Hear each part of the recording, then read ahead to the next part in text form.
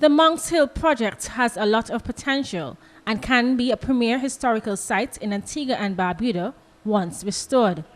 That's according to Spanish archaeologist Beatriz Marin and who told ABS News that the survey's findings reveal that a lot more details than what was showcased on the map of 1752, which was used as a guide.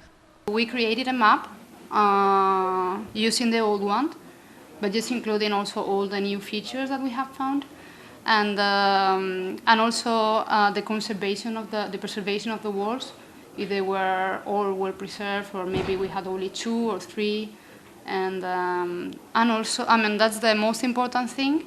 And also, we just did several software tests in some of the units, some of the structures that we found, just to see the potential of the site in terms of cultural heritage.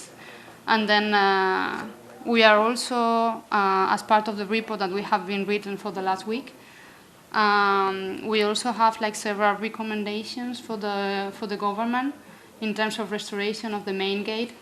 She adds that the Spanish government has already approved a contribution for the restoration of the main gate, which should begin in October. Aguilera adds that plans are being made for an exhibition in that month as well, which will be held at the Museum of Antigua and Barbuda.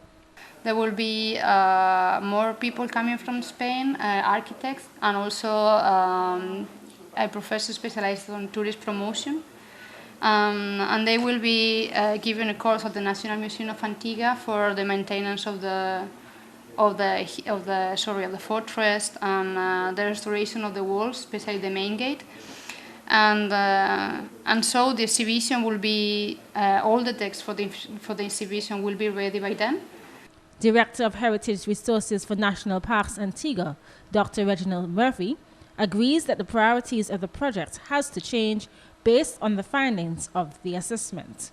He adds that the findings indicate that there are over 28 residential buildings, a jail, large cisterns, and other hidden features.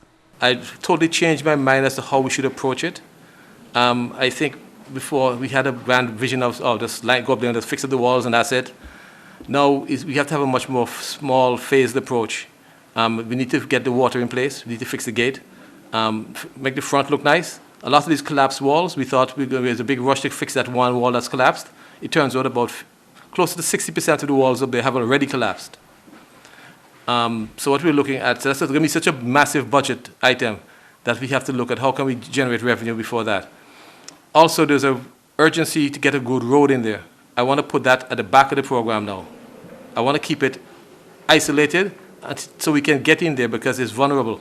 If you have people going in there right now walking on some of those walls, they're on the verge of collapsing. It's a very dangerous place.